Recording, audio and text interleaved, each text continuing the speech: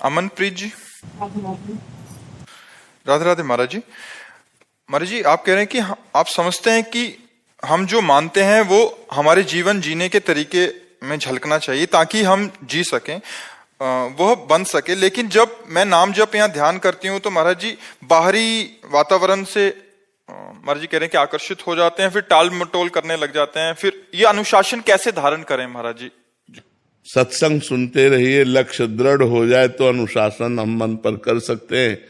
जब तक हमें लक्ष्य नहीं बनेगा तब तक बात नहीं होती। लक्ष्य बन जाए, हमारा लक्ष्य बन जाए परमात्मा प्राप्ति, तो फिर हम प्रलोभनों में नहीं फंसेंगे। नहीं, इतना आकर्षण संसार में है, इतना आकर्षण है कि लगता है भगवान तो कल मिल ही जाएंगे। हम भगवान को कल के लिए टाल देते हैं और भोगों को वर्तमान में भोगना चाहते हैं, जबकि हमें भोगों को कल के लिए टाल देना चाहिए और आज भगवान के लिए। काल करे सो आज कर, आज करे सो अब, पल में परलय होएगी बहुत करोगे कब। तो भगवान को हम इतना सस्ता समझते हैं कि हम कल परसों के लिए टाल देते हैं। और जबकि सोचो, जिसकी कृति में इतना आकर्षण है, प्रकृति है ना, कृति माने रचना, जिसकी रचना में इतना आकर्षण है वो स्वयं कितना सुंदर होगा, वो स्वयं कितना आकर्षणकारी होगा। अगर वो एक झलक दिखा दे तो हम बावरे बन जाए, पर वो भी पर्दे में है। कभी कभी तो गुस्सा लगता है, इतना छुपे रहते हो। कोई भजन करना चाहे थोड़ा मुस्कुरा के प्रकट हो जाए, वो पागल हो जाएगा, उसे संसार अच्छा नहीं लगेगा। कहीं लक्ष्मी में, कहीं स्त्री में, कहीं पुरुष में, कहीं न कहीं हमारा आकर्षण हो जाता है इस माया में, और फिर हम भूल जाते हैं प्रभु को। प्रभु कई बार जो है प्रभु से झगड़ा भी मन करता है कि यार तुम्हारा क्या कुछ घाटा हो जाएगा क्या, भाई कुछ कमी हो जाए तो हो जाए, थोड़ा सा मुस्कुरा दो, थोड़ा सा सामने आ जाओ तो हमारा रास्ता बन जाए कि हम उसी मुस्कुराहट का ध्यान करके जी सके। अब सुन रहे हैं केवल, यही तो कठिन बात है कि भगवान सामने दिखाई नहीं देते और भोग सामने दिखाई देते। तो इसीलिए भगवान से प्रेम होना थोड़ा कठिन लग रहा है। अगर हो जाए तो इस माया पर विजय प्राप्त कर ले जाए। अगर ये माया का पर्दा हटाकर एक बार, तो फिर जिसने एक बार देखा वो फिर और कुछ देखने लायक नहीं रहा। इतने सुंदर है श्री कृष्ण, इतने सुंदर है।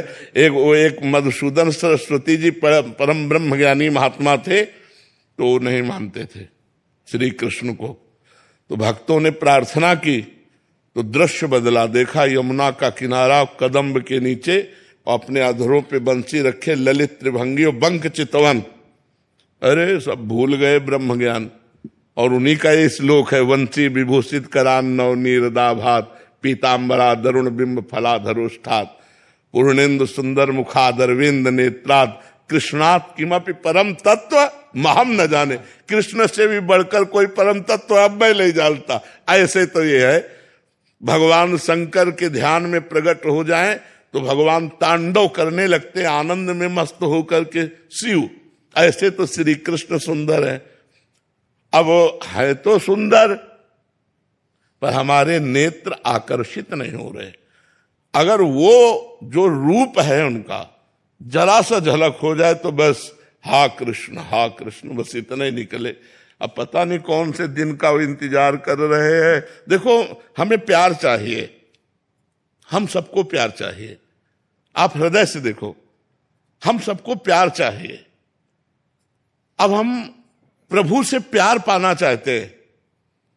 अब वो तो ना हमसे बोल के कह रहे हैं, उधर से उत्तर आ नहीं रहा कि भाई हम आपको प्यार करते हैं, ऐसा कुछ उत्तर आ नहीं रहा। और हम उनकी तरफ चले तो रोड़े और फेंक देंगे। ऐसे विघ्न माया डाल देगी कि हमको चलना मुश्किल हो जाए, पैर जर्जर हो जाए। तो ये बड़ी कठिन बात है। छुप कर पर्दे से वो अपने भक्तों को बहुत प्यार करते हैं, पर पता नहीं इनको पर्दा लगाने की आदत कब हटेगी। एक बार बेपर्द हो जाए तो कोई ऐसा नहीं। महापुरुष, बड़ा बड़ा ज्ञानी महापुरुष ऐसा, श्री सुखदेव जी ब्रह्म ध्यान में बैठे थे।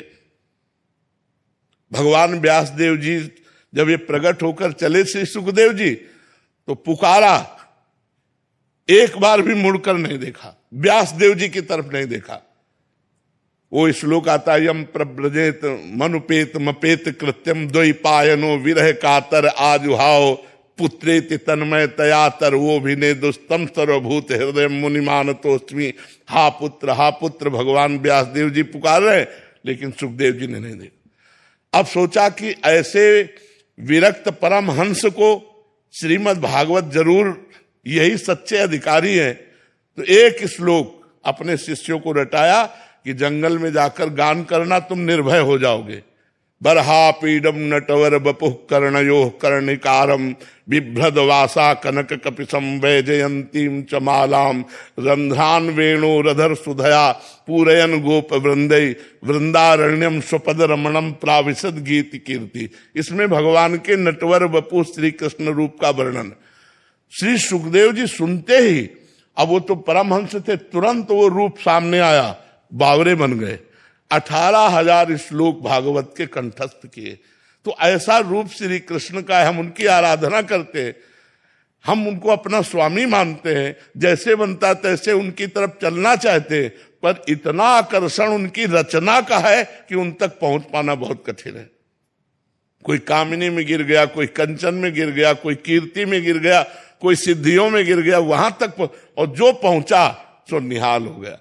भगवान थोड़ा हमको मजबूत करना चाहते हैं, इसलिए छुपे हुए हैं, हमारे बीच में ही है, कण कण में है, तो हम में भी है, आप में भी है, सबके भी। तो भगवान का नाम हमारा प्रीतम है। रूप तो हमारी पहुंच के बाहर की बात है, लेकिन यदि हम कृष्ण कृष्ण कृष्ण कृष्ण रटने लगे तो नाम है डोरी और श्री कृष्ण है पतंग। पतंगो यथा त्वाम अनुभ्राम्यमाणा, डोरी हाथ लग जाए तो पतंग जाएगी कहां? खींचो, नजदीक आ जाए, राधा राधा राधा कृष्ण कृष्ण कृष्ण, तो ये नजदीक आ जाए। इसीलिए हम नाम पर जोर देते हैं कि खूब नाम जप करो, जिससे हमारे ऊपर जो काम क्रोध लोभ का प्रभाव पड़ता है, हम उससे बचकर श्री कृष्ण की तरफ, प्रियाजू की तरफ चल पावे। नाम के बिना इस मार्ग में नहीं चला जा सकता।